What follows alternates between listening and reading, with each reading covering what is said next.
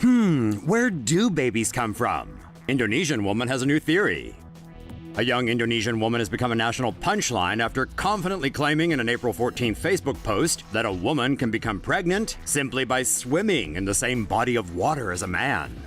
The confused young lady is Liza Zabri, and her baby-making theory has been shared thousands of times, and you can imagine the comments.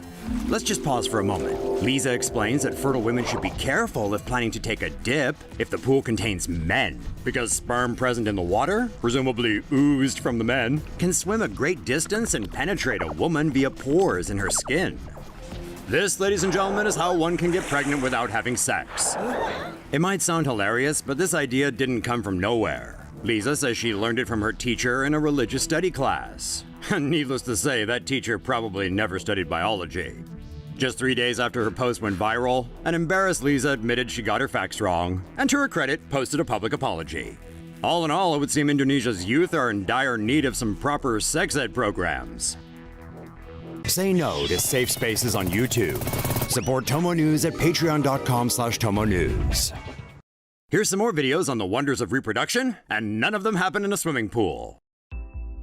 U.S. clinic introduces uterus transplants to help infertile women get pregnant. A team in Ohio is spearheading an experimental surgery that may be significant for infertile women hoping to carry a baby to full term. The Cleveland Clinic has announced trials for uterus transplants that will help some 50,000 women born without a uterus or who have uterus problems get pregnant. Once a patient is approved for the procedure, she is given hormones to stimulate egg production. The egg is then fertilized in vitro and frozen. A donor's uterus and part of her vagina is then implanted into the recipient within 6 to 8 hours. A year later, embryos are inserted one at a time into the fully healed uterus until the patient becomes pregnant. After giving birth to 1 or 2 babies via C-section, the transplanted uterus will be removed to keep the patient from having to continuously take anti-rejection drugs. In Sweden, uterine transplants from live donors resulted in 4 live births. The U.S. team will be using organs from deceased donors to minimize complications. The team began screening candidates in September. 10 women aged 21 to 39 will undergo the procedure following extensive medical and psychological evaluations. $1 injection provides 3 months of contraception. An agreement between the Gates Foundation, drug company Pfizer, and the Children's Investment Fund Foundation will soon make affordable birth control available to women in 69 of the world's poorest countries. The contraceptive injection, known as the Sayana Press, comes pre-packaged with a syringe. The drug is dispensed by squeezing the plastic bubble on the device.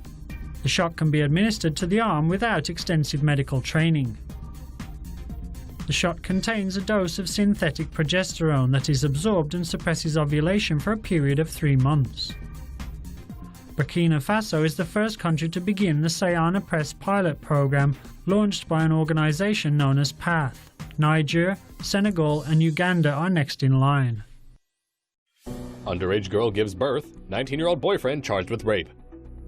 If you live in China and your child's mother is under 14 years of age, then that means you are a rapist. That exact thing happened in Fengcheng City in China's northern Jiangxi province. Near this little bookstall is where a 13-year-old girl named Xiaonan met a 19-year-old man named Ah Hui. They fell in love and started a Lolita kind of relationship. After dating for 6 months, they moved in together. Initially, Xiaonan's grandparents disapproved of their granddaughter's relationship, but eventually were like, meh, whatever. The legal adult rented a house with the legal child, and guess what? He had sex with her. Ah Hui even dropped out of school and got a part-time job on a construction site to support his live-in girlfriend. Unsurprisingly, Xiaonan got pregnant. The two families disagreed about whether to keep the baby, but Xiaonan insisted on keeping it, even though there's no teen mom reality show in China. Sadly, due to her extremely young age, the baby was delivered prematurely last week. The doctor wasn't cool with that and called the police on Ah Hui.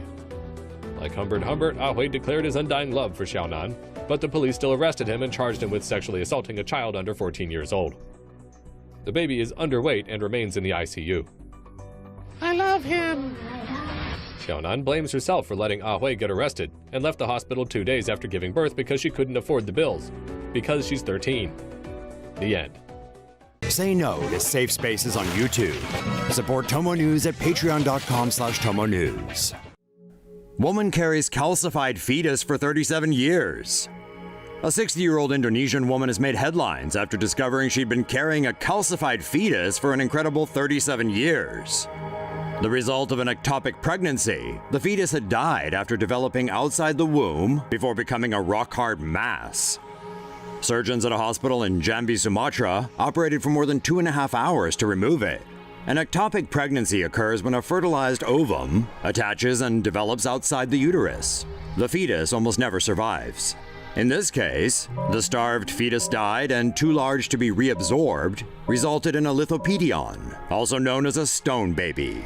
A lithopedion occurs when the mother's body treats the dead fetus as foreign tissue.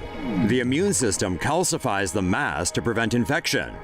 With the calcification process uninterrupted for almost 4 decades, the fetus had become a dense, stone-like mass. So-called stone babies are one of the rarest phenomena in medical science. The last recorded case occurred in China in 2013, and that host mother had carried a 32-week-old calcified fetus for nearly 40 years.